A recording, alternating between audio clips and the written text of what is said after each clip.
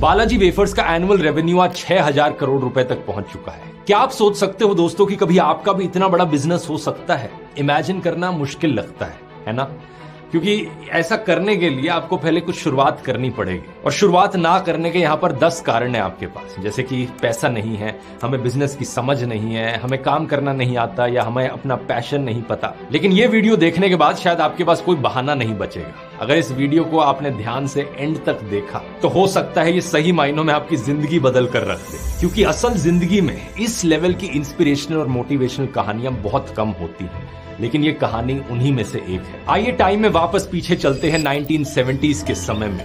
एक गरीब किसान का परिवार एक छोटे से गांव में रहने वाला। इसी गांव में रहता था एक 15-16 साल का लड़का चंदू भाई वीरानी। गांव में जब अकाल पड़ा तो उनके पिताजी पोपट भाई वीरानी ने अपनी सूखी जमीन को बेचने का फैसला किया। जमीन बेचकर अपने बेटों को 20,000 रुपए दिए और कहा, अब गांव में कुछ नहीं रखा, तुम बाहर जाओ, अपने हिसाब से कमाओ। चंदू भाई बताते हैं कि पिताजी ने सब कुछ बेच दिया था। इस बात ने उनके ऊपर एक जिम्मेवारी डाल दी। लगा कि पिताजी ने जो विश्वास जताया है हम पर, उसे व्यर्थ नहीं जाने देंगे, कुछ तो करके दिखाएंगे। सबसे छोटे भाई कन्नू भाई गांव में माँ बाप और 2 बहनों के साथ रह गए, और बाकी तीनों भाई भीखू भाई, चंदू भाई और मेघजी भाई जेब में रुपये और आंखों में सपने लिए राजकोट शहर की ओर पहुंच गए। क्योंकि ये किसान परिवार से थे तो सबसे पहले इनके दिमाग में आया कि उसी से ही रिलेटेड कुछ करते हैं। फार्म इक्विपमेंट और फर्टिलाइजर्स का पहले इन्होंने धंधा शुरू किया, लेकिन धोखा खा गए। किसी ट्रेडर ने इन्हें नकली सामान बेच दिया। इन्हें बिजनेस की ज्यादा समझ तो थी नहीं, तो देखते ही देखते इनका बिजनेस अगले 2 साल में ही फ्लॉप हो गया।